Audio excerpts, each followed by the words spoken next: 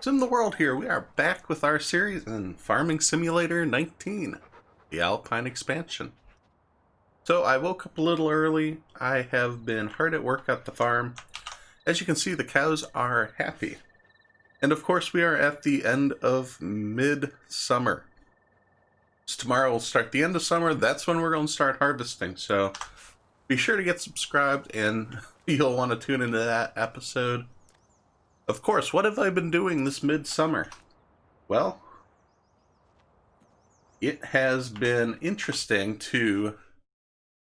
For the first point, actually, I wanted to mention dairy is on sale, $2 a liter of milk. So we're going to be selling all of our milk.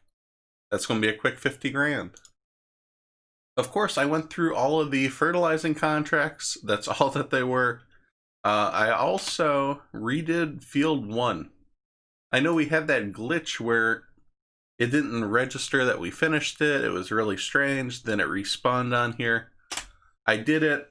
We only got one bale from it that was added to our pile. So it wasn't a big deal, but of course you can see now it actually worked. I think the contracts will refresh when we get to the end of summer, which is kind of cool. This might be a good goal, just taking care of all the fields. And to be clear, I fertilized a good number of these fields. Most of the ones up here, actually. It was quite a bit of work, and it was really difficult because a lot of these fields have crops on them now. So you can't exactly see where you're fertilizing. So one of the purchases I made while I was doing that, you'll see at the top of the tractor here, we've got the GPS system enabled, which allows me to essentially automate how we track over the field. I can make straighter lines, which is set up based on the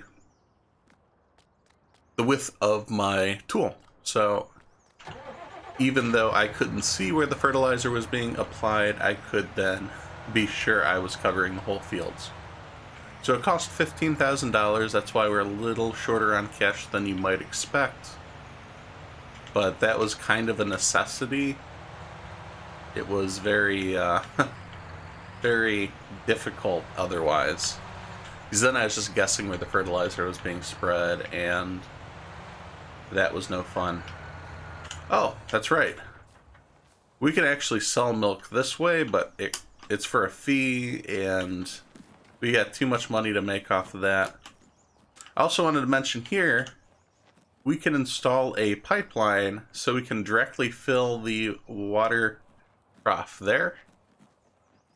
It's going to take some time for that to get installed. He'll be here at 6 in the morning and start to work.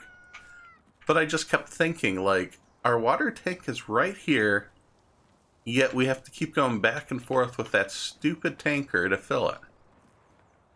You know, even I could lay a pipe across this and get something directly connected. So we're doing that. That cost, what, $4,300? That's a pain in the butt. Pretty disappointing, but I think a pipe would, you know, a couple $100 to do that max. But we're getting a professional. We're getting it done right. It's for the cows. This is our main source of money. We need to start delivering milk. That's the main goal today. Other goal today is our back field has been ready for harvest. It's got the grass. What I'd like to do is actually, if we take a look here at the calendar or the weather, today is going to be sunny, tomorrow's going to be sunny and cloudy, and Friday it's going to rain. So in my mind, if we can get that, you know, in addition to delivering all this milk, if I can also get that cut and then tedded, we can let that dry into tomorrow and then roll it as hay. Not that we're running low on hay bales, but tonight I'm going to have to make some TMR of the mixed rations that we have that were already made. We're about to run out. I think there's only like 1,500 liters left in the mixer. So, it, winter's coming. It's going to be a long... Like, we're only getting one cut out of this field, I believe, this summer before winter comes, and we're not going to be able to do anything with it. It stops growing. I think it resets. So, we need to make sure we're stockpiling, even for the long haul. As we get more cattle, by spring, there's going to be more born. They're going to be demanding more of us. It's got to be proactive. That's why we've got such a huge silage pit. Alright, so we got 8,000 liters. It's going to take 3 trips to sell all this. It's not going to be quick. And in fact, I'm considering one of our first purchases will be to help alleviate this, but I'll run that by you guys before I make any hard sells. Let me get this milk delivered and I'll meet you back here. The last tanker is currently filling on the farm, so I figured this would be a good time while that takes place. You can see our new sign. We are the Master Fertilizer. Or the Ferter, if that were. Our other sign I did get rid of. It was a little small. People couldn't see it. I kept hitting it, and it was an immovable object, so our tractor would just smash into it, and it'd be a bad time. This, of course, this lights up at night. Everyone can see, and since we are the one fertilizing every field on this map, I think it's okay to be a little bit forward with it. I don't know. I thought it was fun. It looks much better. It can be seen. We are here at our favorite dairy cell location. It is the one that's paying out $2 a liter. And this is our third trip over here with a full tank. The tanker holds 8,000 liters, and of course now that is $48,000 in total for selling that.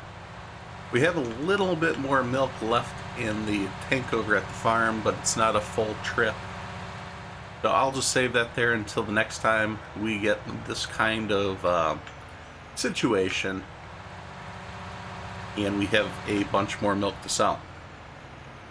This does lead me to the next idea I have, and I want to run this by you guys and see what you think. I want to let you guys decide what we do.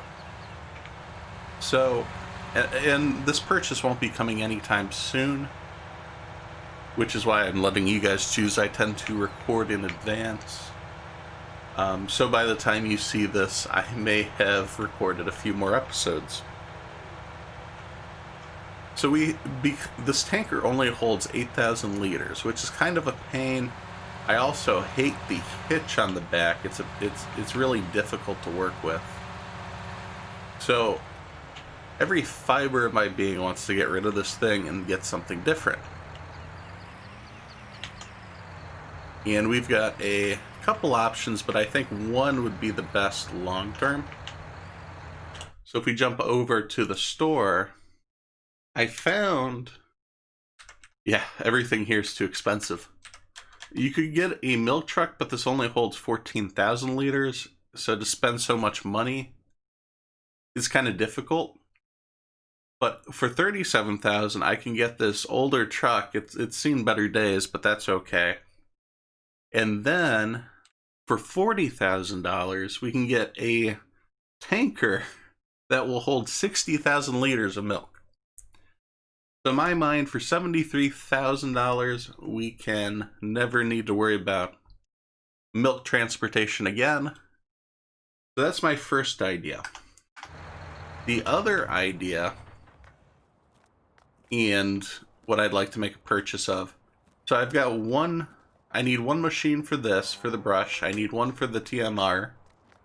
We're getting rid of the need for a tanker, so I don't need anything going back and forth here. And we need one machine for here. Eventually, I'd like to get a machine for each. That way I can just hop over, do it real quick. I think for here, I'm eventually going to want some sort of bigger setup. We could get a telehandler to do the straw. We'll see when that comes. It's not a high priority right now. But I think we could purchase our electric tractor that we started off with. For $50,000, we could use this as a little workhorse that runs about the farm. We can have it kind of stationary here, because you can see I've set this up in such a way that I can fit this brush through real quick, and then I can pop over, drop it here and connect to the TMR tank and refill. So in that sense, oh, what was that? That just jumped all over the place.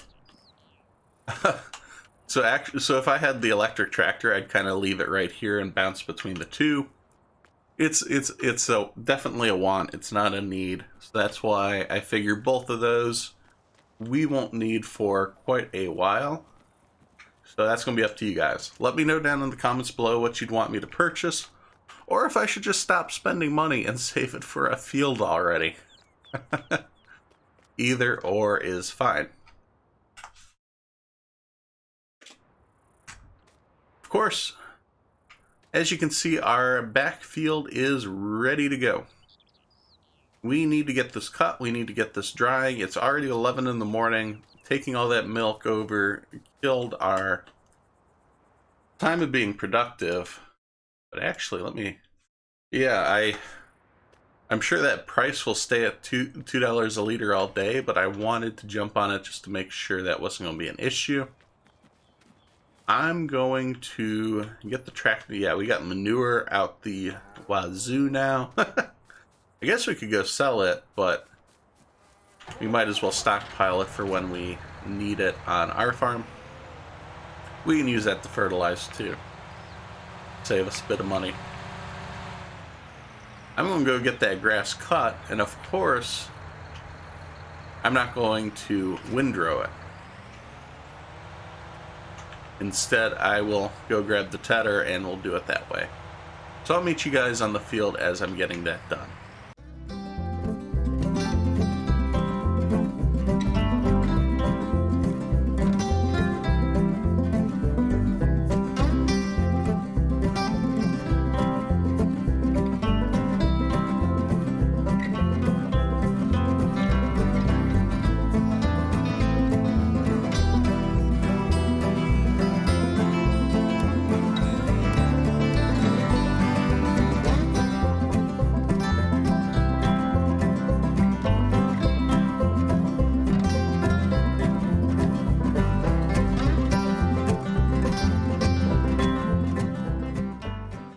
Welcome back.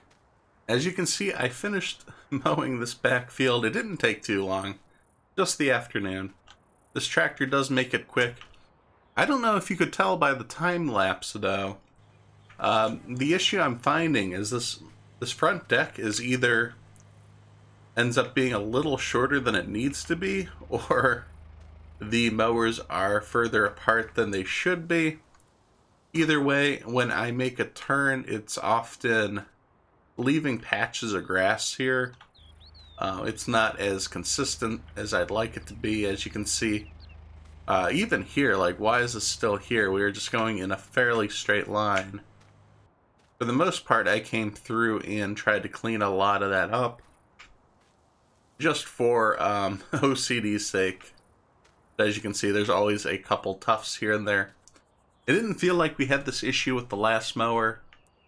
Maybe this is something I'll look into. It's nothing I plan on changing anytime soon. The mower works fantastically on a flat, straight surface, which is, of course, most of the fields that we do work on, so it doesn't affect our jobs. It would only affect if we're doing grass here, or if we ended up picking up another grass field. I've certainly been considering the idea of picking up a backfield like this, or it's a large area, it's a lot of grass. We have the equipment to handle it, but of course I don't think we do that anytime soon. We definitely need the cows to use that. Of course, silage bales and straw bales and hay bales, they don't they don't make the money that it does in seasons like it does in the base game. So, that being said, I think this is going to be where we wrap up this episode.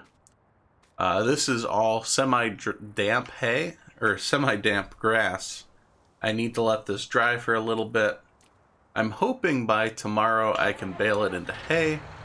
Of course, you guys will be here for that. I'll have to take the windrower around. I don't think I need to ted this hay. I could be wrong, but from everything I've seen with seasons, it just needs to dry. And since it's going to be sunny, there's some wind, it's warm, it's, of course, summertime. This should just naturally dry out. I'm hoping to see tomorrow afternoon that switch over to a lighter color, and then we know we can bale it into hay. Until that point, though, we'll have to... I think we'll probably end up making the TMR tomorrow morning. I'll do that with you guys, because it's been a while since we made it for the cows. And we got to make sure, of course, they are happy. They are our money makers. So with that, thanks for watching as I simulate my life one game at a time. If you enjoy this video, please be sure to hit subscribe so you don't miss any of the future action. You can follow on Twitter for updates to future games being played, as well as follow on Twitch as I try to stream 3 days a week. Thanks, and I'll see you next time at SimTheWorld.